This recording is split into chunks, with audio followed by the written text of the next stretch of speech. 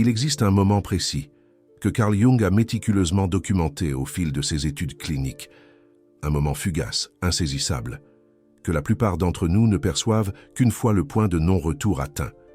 Ce moment critique, c'est l'instant exact où un psychopathe cesse de vous considérer comme une ressource à exploiter et vous désigne soudain comme une cible à absolument détruire. Ce basculement ne s'accompagne d'aucun signal précurseur, pas le moindre avertissement, aucune confrontation ouverte.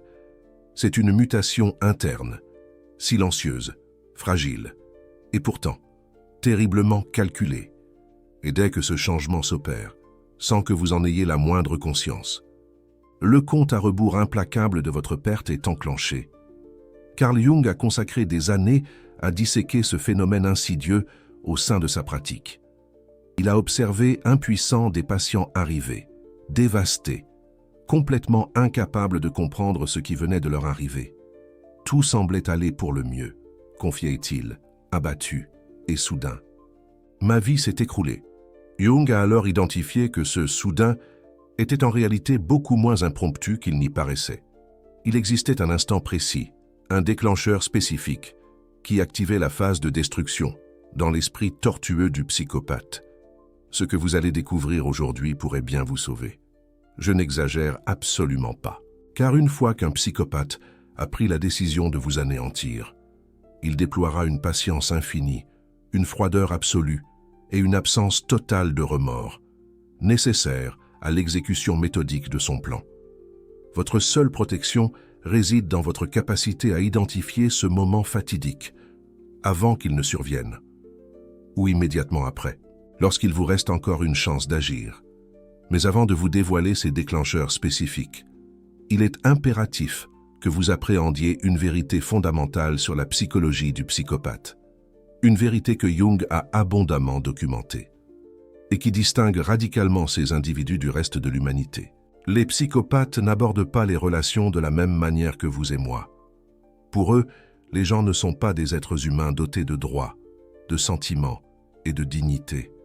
Ce sont des ressources, des outils, des instruments, des moyens leur permettant d'obtenir ce qu'ils désirent, tant que vous leur êtes utile, tant que vous répondez à leurs besoins.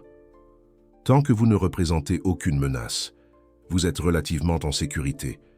Mais au moment précis où vous cessez de leur être profitable, ou pire, au moment où vous vous transformez en obstacle, quelque chose se brise, et ce basculement, c'est précisément ce que Carl Jung a consigné avec une rigueur clinique inégalée. Le premier déclencheur qui active cette pulsion destructrice, c'est ce que Jung appelait la blessure narcissique. Cela se produit lorsque, d'une manière ou d'une autre, vous donnez au psychopathe le sentiment d'être inférieur, exposé ou humilié. Cela ne doit pas nécessairement être intentionnel. En réalité, c'est rarement le cas. Il peut s'agir d'un commentaire anodin, qu'une personne normale interpréterait sans malice, mais que le psychopathe perçoit comme une attaque directe à son image. Il peut s'agir d'une de vos réussites, que le psychopathe interprète comme la preuve irréfutable de sa propre infériorité. Il peut s'agir d'une question qui, involontairement, met en lumière un mensonge ou une incohérence dans son discours. Ce qui rend ce déclencheur particulièrement dangereux, c'est qu'il est impossible à déceler de l'extérieur. Le psychopathe ne vous avouera jamais qu'il a été blessé. Il ne laissera transparaître aucune blessure apparente, mais intérieurement, quelque chose se met en branle. Un registre mental s'ouvre, et votre nom y est inscrit à jamais. Jung a observé que les psychopathes possédaient une mémoire extraordinaire des offenses perçues. Ils peuvent ruminer une humiliation pendant des années, attendant patiemment le moment idéal pour assouvir leur vengeance. Et lorsqu'ils estiment que ce moment est enfin venu, la destruction qu'ils orchestrent est d'une méthode glaçante. Les signes avant-coureurs de l'activation de ce déclencheur sont subtils, mais détectables, à condition de savoir ce qu'il faut chercher. Le premier signe, c'est un changement presque imperceptible dans son regard. Jung le décrivait comme le moment où ses yeux se glaçaient. C'est comme si un rideau tombait derrière ses pupilles. La chaleur qui pouvait s'en dégager auparavant s'évapore, même si le sourire demeure. Le deuxième signe, c'est une brève hésitation avant de répondre. Lorsque vous activez cette blessure narcissique, le psychopathe a besoin d'un court instant pour analyser la situation et décider de la manière dont il va réagir. Cette pause, parfois d'une seconde à peine, c'est le moment où il évalue froidement ses prochaines actions. Le troisième signe, c'est un changement de sujet abrupt. Le psychopathe ne veut surtout pas révéler qu'il a été affecté par vos propos. Alors, rapidement et avec une feinte désinvolture, il réoriente la conversation. Mais si vous êtes attentif, vous remarquerez que le nouveau sujet n'a aucun lien logique avec le précédent. C'est une manœuvre de diversion, une tentative d'échappatoire. Le deuxième déclencheur, c'est ce que Jung identifiait comme la perte d'utilité. Les psychopathes entretiennent des relations uniquement tant que celles-ci leur apportent quelque chose dont ils ont besoin. Il peut s'agir d'argent, de statut social, d'un accès à certains cercles influents, de services divers, de validation constante, ou tout simplement de divertissement, à l'instant précis où vous cessez de répondre à leurs attentes, ou au moment où ils dénichent une source d'approvisionnement plus avantageuse. Votre valeur à leurs yeux chute à zéro, et une personne dénuée de valeur, pour un psychopathe, est une personne devenue superflue, et donc facilement sacrifiable. Mais voici un point essentiel. Les psychopathes ne se contentent pas de vous écarter de leur chemin lorsque vous perdez votre utilité. Ce serait bien trop simple pour leur esprit retors. Dans de nombreux cas, ils prennent la décision de vous détruire avant même de vous laisser partir. Pourquoi? Parce qu'ils veulent s'assurer que vous ne pourrez pas les dénoncer, que votre crédibilité sera tellement compromise que personne ne vous croira si vous osez révéler ce que vous savez sur eux. Les signes avant-coureurs de cette perte d'utilité sont beaucoup plus faciles à déceler. Le premier signe, c'est une diminution progressive des contacts. Le psychopathe commence à se montrer moins disponible. Les réponses à vos messages se font attendre de plus en plus longtemps. Les rendez-vous sont annulés à la dernière minute. Il y a toujours une excuse parfaitement plausible, mais la tendance est indéniable. Il s'éloigne de vous, graduellement, insidieusement. Le deuxième signe, c'est l'apparition de nouveaux favoris. Soudain, le psychopathe ne tarit plus d'éloges sur une personne qu'il vient de rencontrer. Quelqu'un de merveilleux, de formidable, avec qui il passe de plus en plus de temps. Cette personne, c'est votre remplaçant, en phase de test. Le troisième signe, c'est l'extraction finale, juste avant de se débarrasser de vous. De nombreux psychopathes tentent d'extraire un maximum de valeur de votre personne. Ils peuvent vous demander un service particulièrement important. Ils peuvent solliciter des informations sensibles. Ils peuvent essayer de vous compromettre d'une manière ou d'une autre. Cette extraction finale, c'est leur façon de s'assurer que vous ne repartirez pas les mains vides, et surtout, qu'ils ne repartiront pas les mains vides. EX, le troisième déclencheur, est de loin le plus dangereux de tous. C'est ce que Carl Jung désignait comme le dévoilement du masque. Cela se produit lorsque, d'une manière ou d'une autre, vous démontrez que vous voyez au-delà de la façade soigneusement entretenue par le psychopathe, que vous reconnaissez sa véritable nature. Les psychopathes investissent des quantités astronomiques d'énergie dans le maintien de leur masque. L'image publique qu'ils projettent est méticuleusement construite et farouchement protégée. Et quiconque menace cette image devient instantanément une cible à abattre. Il n'est pas nécessaire de confronter directement le psychopathe pour activer ce déclencheur. Parfois, il suffit de ne pas réagir à ces manipulations comme il s'y attend, de poser une question qui trahit votre scepticisme, de mentionner une incohérence dans son récit, d'observer attentivement son comportement, au lieu de vous contenter d'écouter ses paroles. Le psychopathe décèle immédiatement lorsqu'une personne n'est pas complètement sous son emprise. Il sent lorsque son masque ne fonctionne plus comme il le devrait. Et cette sensation le met instantanément en mode défensif, qui se transforme très rapidement en mode offensif. Les signes avant-coureurs du dévoilement du masque sont les plus alarmants de tous. Le premier signe, c'est ce que Jung appelait le regard de prédateur. Il est différent du regard froid associé à la blessure narcissique. Ce regard est empreint d'une intensité nouvelle, d'évaluation, de calcul froid. C'est le regard de quelqu'un qui est en train de décider avec une précision chirurgicale de la manière dont il va vous neutraliser. La deuxième alerte, c'est la tentative d'isolement. Le psychopathe commencera à vous séparer des autres. Il sèmera le doute à votre sujet dans l'esprit de vos proches. Il tentera de vous contrôler en restreignant votre accès à des alliés potentiels. Il veut s'assurer que lorsqu'il vous attaquera, vous serez seul. La troisième alerte, c'est la collecte d'informations. Soudain, le psychopathe semble très intéressé par les détails de votre vie, vos vulnérabilités, vos secrets, vos points faibles. Il constitue un dossier qui sera utilisé contre vous. C'est une arme. La quatrième alerte, c'est ce que Jung décrivait comme la compétition pour les ressources.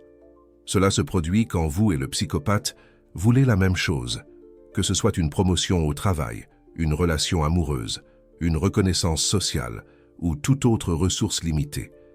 Imaginez deux personnes, Sophie et Antoine, qui convoitent le même poste de direction. Les psychopathes ne jouent pas franc jeu. Leur façon de gagner, c'est de s'assurer que vous perdez. Et s'ils sentent que vous pourriez gagner légitimement, leur seule option est de détruire votre capacité à concourir. C'est une stratégie impitoyable. Cette alerte est particulièrement fréquente dans les environnements professionnels. Jung a documenté des cas de patients dont la carrière a été systématiquement détruite par des collègues qu'il reconnaissait comme des psychopathes dissimulés. La destruction n'était ni rapide, ni évidente. Elle était lente, méthodique et apparemment impersonnelle. Un peu comme un poison lent qui ronge de l'intérieur. Les signes que vous êtes devenu une compétition sont clairs, si vous les connaissez. La première alerte, c'est la fausse admiration. Le psychopathe commencera à vous complimenter publiquement, mais d'une manière qui vous nuit subtilement. Ah, Jean, il est tellement talentueux que je me demande parfois s'il ne dépasse pas les bornes.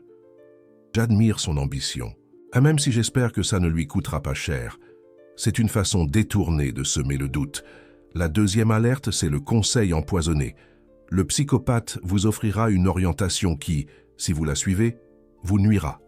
Cela ressemblera à des conseils bien intentionnés de quelqu'un avec de l'expérience. Mais le résultat sera toujours que vous commettrez des erreurs ou que vous perdrez des opportunités. C'est un piège déguisé. La troisième alerte, c'est le positionnement stratégique. Le psychopathe se placera à des endroits où il pourra vous observer, influencer la perception que les autres ont de vous et être présent lorsque vous prenez des décisions importantes. Il veut contrôler le terrain de jeu. Il veut avoir une vue d'ensemble. La cinquième alerte est peut-être la plus irrationnelle, mais tout aussi dévastatrice. Jung l'appelait la blessure de l'abandon. Cela se produit lorsque vous essayez de mettre fin à la relation avec le psychopathe ou lorsque vous vous éloignez simplement sans sa permission. Imaginez Laure qui décide de quitter Paul. Les psychopathes ont une relation compliquée avec l'abandon. D'un côté, ils se débarrassent constamment des gens. De l'autre, ils ne tolèrent pas d'être rejetés. Si vous décidez de partir avant qu'ils ne vous écartent, ils le perçoivent comme une insulte impardonnable. C'est une question d'ego, de contrôle. C'est pourquoi de nombreuses victimes de psychopathes signalent que les pires attaques sont survenues lorsqu'elles ont tenté de partir, lorsqu'elles ont finalement rassemblé le courage de mettre fin à la relation, lorsqu'elles ont cessé d'être disponibles. Le psychopathe, qui perdait peut-être déjà intérêt, devient soudain obsessivement destructeur. Les signes que vous avez activé la blessure de l'abandon sont inconfondibles. La première alerte, c'est l'intensification du contact. Le psychopathe, qui était distant, est soudain présent. Il appelle constamment. Il apparaît sans prévenir. Il vous inonde de messages. Cette intensité n'est ni de l'amour, ni du remords. C'est du contrôle. La deuxième alerte, c'est l'oscillation entre séduction et menace. À un moment donné, ils vous disent que vous êtes la meilleure chose qui leur soit arrivée. L'instant d'après, ils vous rappellent tout ce qu'ils pourraient faire pour vous blesser. Les montagnes russes émotionnelles sont conçues pour vous maintenir confus et paralysés. La troisième alerte, c'est la mobilisation de tiers.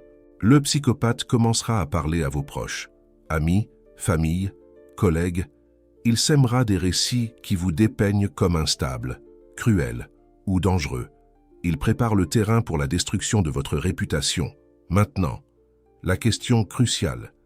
Que faites-vous lorsque vous reconnaissez que l'une de ces alertes s'est activée? Comment vous protégez-vous lorsque vous savez qu'un psychopathe a décidé de vous détruire?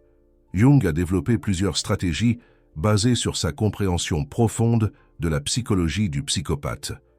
La première stratégie est ce que Jung appelait la distanciation stratégique. Une fois que vous reconnaissez le danger, votre priorité est de créer de la distance, mais d'une manière qui n'active pas d'autres alertes.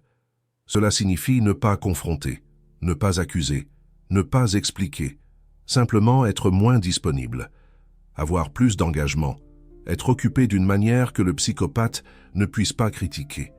La clé est que votre éloignement semble naturel et non personnel. La deuxième stratégie est la documentation silencieuse. À partir du moment où vous reconnaissez le danger, commencez à conserver des preuves. Courriels, messages, conversations enregistrées là où c'est légal, témoins d'interaction. Cette documentation peut être cruciale si le psychopathe tente de détruire votre réputation ou de vous nuire d'une autre manière. La troisième stratégie est la diversification des alliances. Les psychopathes détruisent en isolant leurs victimes. Votre défense est de faire exactement l'opposé. Renforcer les relations avec plusieurs personnes. S'assurer que beaucoup vous connaissent directement, et non à travers le filtre du psychopathe. Construire un réseau de soutien que le psychopathe ne puisse pas contaminer complètement. La quatrième stratégie est ce que Jung appelait la grisaille rocheuse. Cela signifie devenir ennuyeux, imprévisible dans votre prévisibilité et émotionnellement non réactif. Les psychopathes se nourrissent de réactions émotionnelles. Ils s'amusent du drame. Ils sont énergisés par le conflit. Lorsque vous devenez gris, lorsque vos réponses sont minimales et neutres, lorsque vous n'offrez pas de matière à manipulation, le psychopathe perd souvent intérêt, non pas parce qu'il vous a pardonné, mais parce que vous n'êtes plus divertissant.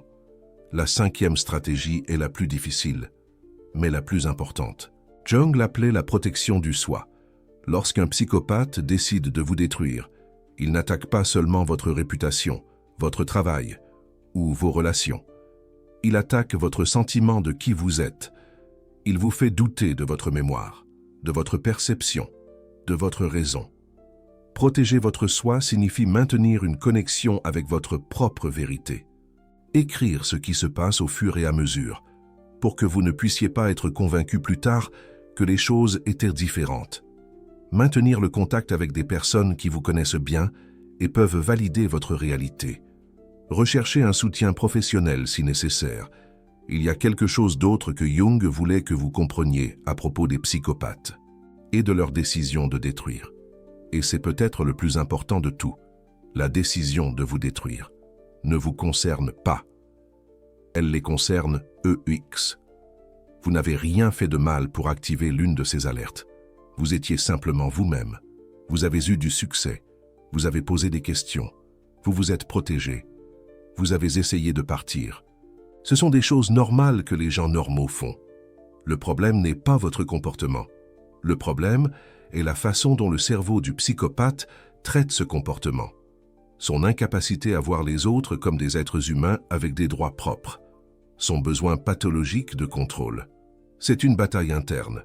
Sa réaction disproportionnée à la moindre perception de blessure narcissique. Comprendre cela est libérateur, parce que cela signifie que vous n'auriez pas pu empêcher sa décision de te détruire en étant différent. Vous auriez seulement pu l'empêcher en n'existant pas. Et ce n'est pas une option raisonnable, n'est-ce pas? Ce que vous pouvez faire, c'est reconnaître le moment. Quand cela se produit, vous protégez avec les stratégies que Carl Jung a développées et, éventuellement, sortir de la sphère d'influence du psychopathe. Avec votre intégrité intacte, Jung a également observé quelque chose d'important à propos du temps. Les psychopathes ont de la patience pour la vengeance, mais ils n'ont aucune patience. C'est pour l'indifférence.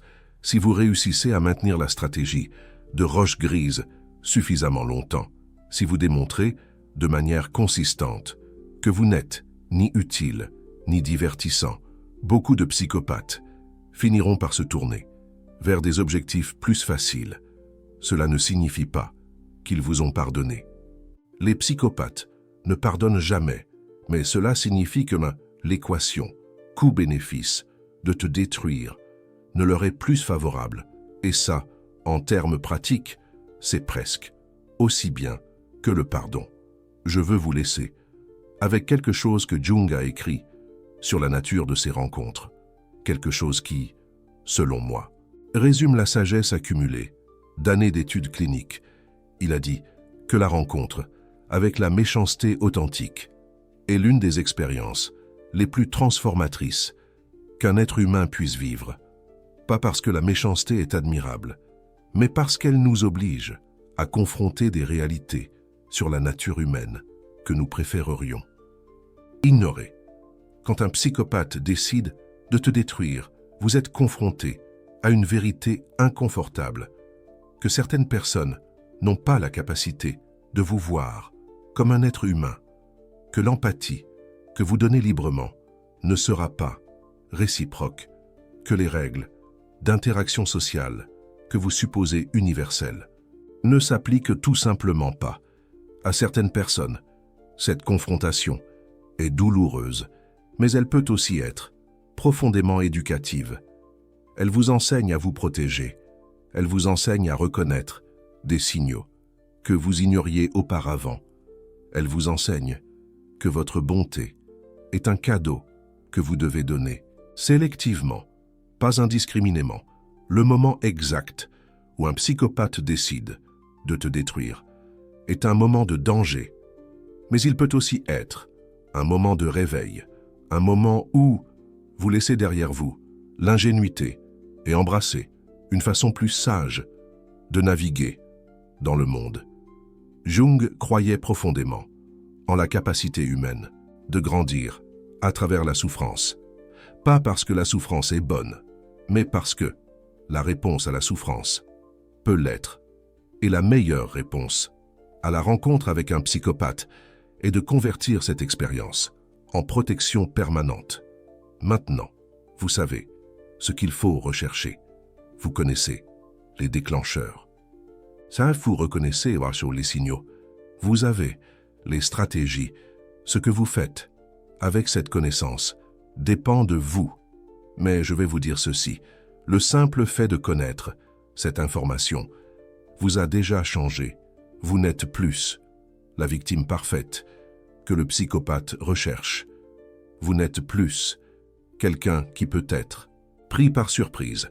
Vous n'êtes plus quelqu'un qui ignorera les signaux jusqu'à ce qu'il soit trop tard. Et cette conscience, cette vigilance informée est votre plus grande protection. Le moment exact où un psychopathe décide de te détruire peut sembler aléatoire, mais il ne l'est pas. Il est prévisible si vous savez quoi observer. Et ce qui est prévisible peut être anticipé. Et ce qui peut être anticipé peut être géré. C'est ce que Jung voulait que vous compreniez. Pas pour que vous viviez dans la peur, mais pour que vous viviez en conscience, en clarté, en préparation. Parce qu'au final, la meilleure défense contre un psychopathe n'est pas la force, c'est la connaissance d'un « et maintenant ». Vous l'avez, mais il y a quelque chose de plus que Jung considérait comme essentiel et que je veux partager avec vous avant de terminer. Quelque chose sur la récupération après avoir été la cible d'un psychopathe. Parce que, même si vous reconnaissez le moment, même si vous appliquez les stratégies, la rencontre avec un psychopathe laisse des marques, laisse des doutes sur votre capacité à juger les personnes, laisse des cicatrices émotionnelles qui ne guérissent pas automatiquement, laisse une hypervigilance qui peut devenir paralysante si elle n'est pas gérée adéquatement. Jung a appelé à cette période le processus d'intégration. C'est le temps qu'il faut pour traiter l'expérience, extraire les leçons et convertir le trauma en sagesse. La première phase de l'intégration est ce que Jung appelait la reconnaissance de la réalité. Beaucoup de victimes, de psychopathes, passent des mois ou même des années à douter de ce qu'elles ont vécu. Peut-être que j'ai exagéré, peut-être que j'étais en tort, peut-être que ce n'était pas si grave. Ce doute est naturel, mais il est aussi dangereux, parce qu'il vous maintient vulnérable à de futures manipulations. La reconnaissance de la réalité signifie accepter complètement ce qui s'est passé. Accepter que vous étiez en présence de quelqu'un sans empathie, authentique. Accepter que vous avez été manipulé par quelqu'un qui savait exactement ce qu'il faisait. Accepter que la personne que vous croyiez connaître était une construction, un masque, pas une réalité. Cette acceptation n'est pas facile, mais elle est nécessaire parce que seulement quand vous acceptez la réalité de ce qui a été, pouvez-vous commencer à construire une protection contre ce qui pourrait être. La deuxième phase est ce que Jung décrivait comme le deuil de l'illusion. Quand un psychopathe entre dans votre vie, il le fait généralement en se présentant comme quelque chose de merveilleux, un ami loyal, un partenaire parfait, un collègue fiable. Cette image semble réelle, et quand vous découvrez qu'elle était fausse, il y a une perte authentique. Vous ne perdez pas la personne réelle, parce que cette personne n'a jamais existé. Vous perdez l'illusion de cette personne, et cette illusion mérite un deuil, mérite de la tristesse, mérite le temps nécessaire pour dire au revoir. Jung a observé que les personnes qui sautèrent cette phase répétaient souvent le schéma. Elles cherchaient à combler le vide de l'illusion perdue avec une autre illusion, et elles trouvaient fréquemment un autre psychopathe prêt à l'offrir. La troisième phase est la reconstruction de la confiance. C'est peut-être la plus difficile, parce qu'après avoir été trompé si profondément, comment faites-vous pour refaire confiance aux autres, en vous-même? Jung enseignait que la confiance, après le trauma, ne doit pas être restaurée, mais réinventée. La confiance antérieure était ingénue, basée sur l'hypothèse que tout le monde fonctionne avec les mêmes règles émotionnelles. La confiance postérieure est informée, basée sur l'observation du comportement au fil du temps. Cela signifie que faire confiance après un psychopathe est différent de faire confiance avant. C'est plus lente, c'est plus conditionnel, c'est plus basé sur des preuves. Et c'est très bien comme ça. Ce n'est pas du cynisme, c'est de la sagesse, gagnée dans la douleur. La quatrième phase est ce que Jung appelait l'intégration. De l'ombre propre, cette phase est la plus inconfortable à discuter, mais Jung insistait sur son importance. Quand un psychopathe vous manipule avec succès, il exploite généralement quelque chose en vous, peut-être votre besoin d'être nécessaire, votre désir de voir le meilleur chez les gens, votre difficulté à établir des limites, votre tendance mais à ignorer les signaux d'avertissement. Ce ne sont pas des défauts dont il faut avoir honte. Ce sont des aspects de votre personnalité qui, dans le contexte approprié, sont précieux. Mais le psychopathe les a utilisés contre vous. L'intégration de votre ombre signifie reconnaître ces vulnérabilités, non pas pour les éliminer, mais pour les connaître, pour savoir où se trouvent vos angles morts, pour être alerte quand quelqu'un semble les exploiter. Carl Jung a beaucoup écrit sur la façon dont les personnes qui avaient fait ce travail étaient pratiquement immunisées contre de futures manipulations par des psychopathes, pas parce qu'elles étaient devenues froides ou méfiantes, mais parce qu'elles connaissaient suffisamment bien leur propre psychologie pour reconnaître quand elle était utilisée contre elles. La cinquième phase et celle que Jung considérait comme le véritable triomphe sur l'expérience.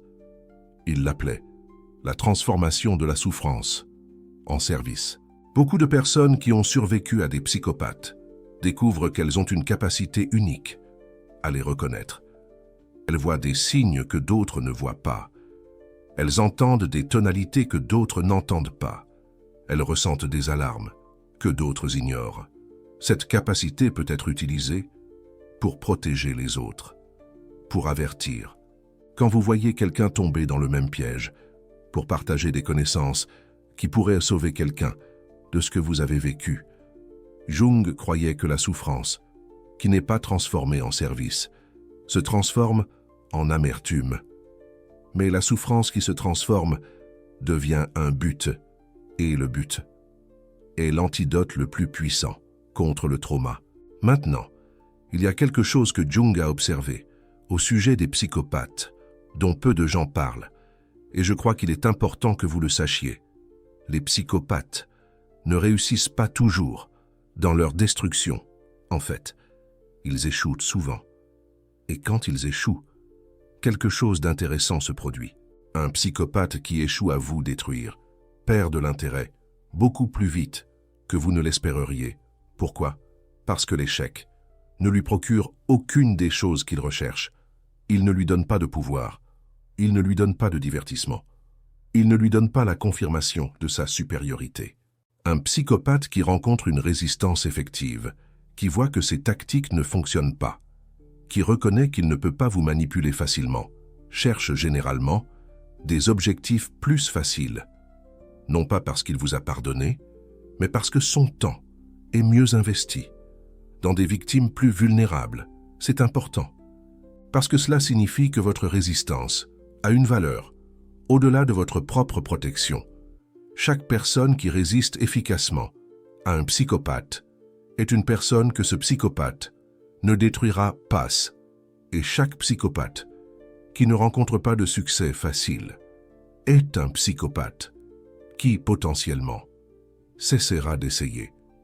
Jung voyait cela comme une forme de service collectif. Quand vous apprenez à vous protéger, vous ne vous protégez pas seulement vous protégez les prochaines victimes potentielles que le psychopathe aurait choisies si vous aviez été plus facile à détruire. Il y a une dernière chose que je veux partager avec vous, quelque chose que Jung a écrit dans l'un de ses derniers textes sur le thème du mal humain. Il a dit que la rencontre avec l'obscurité véritable est, paradoxalement, une invitation à la lumière, non pas parce que l'obscurité est bonne, mais parce qu'elle nous oblige à rechercher son opposé, à cultiver l'empathie, que nous avons vue absente, à pratiquer l'honnêteté, que nous avons vue violée, à offrir le respect, qui nous a été nié. Le psychopathe qui décide de vous détruire vous montre le pire de la nature humaine. Mais cette démonstration vous donne un choix. Vous pouvez devenir comme eux, cyniques et manipulateurs, ou vous pouvez choisir consciemment d'être l'opposé, empathique et authentique, protégé mais ouvert, sage mais pas amer. Ce choix est le vôtre, et c'est un choix que le psychopathe ne peut pas vous enlever. Le moment exact où un psychopathe décide de vous détruire est un moment d'obscurité. Mais ce que vous faites après ce moment, comment vous répondez, comment vous vous rétablissez, comment vous transformez l'expérience, cela définit qui vous êtes, bien plus que l'attaque elle-même. Jung a passé sa vie à étudier les profondeurs de la psyché humaine, les lumières et les ombres, les saints et les monstres. Et ce qu'il a conclu, après des décennies d'observation, c'est que la capacité humaine pour la bonté est aussi réelle que sa capacité pour le mal, et que peut-être en dernière analyse, chacun de nous choisit ce qu'il veut cultiver. Le psychopathe a choisi l'ombre. Vous pouvez choisir la lumière. Et ce choix, plus que toute autre chose, est ce qui vous sépare d'eux. C'est ce qui vous rend fondamentalement différent. C'est ce qui vous permet de survivre à la rencontre, non seulement intact, mais transformé en quelque chose de plus fort, de plus sage, de plus humain. C'est ce que Jung voulait que vous compreniez. Non seulement comment reconnaître le moment, non seulement comment vous protéger, mais comment utiliser l'expérience pour devenir une meilleure version de vous-même. Parce qu'au final, c'est ce que le psychopathe ne pourra jamais détruire. Pas votre réputation, qui peut être reconstruite, pas vos relations, qui peuvent être renforcées, pas votre carrière, qui peut être relancée. Ce que le psychopathe ne pourra jamais détruire, c'est votre capacité à choisir qui vous voulez être, votre liberté de répondre avec la lumière, à son obscurité, votre pouvoir, de transformer son mal en votre sagesse. Ça, c'est à vous, et ce le sera toujours.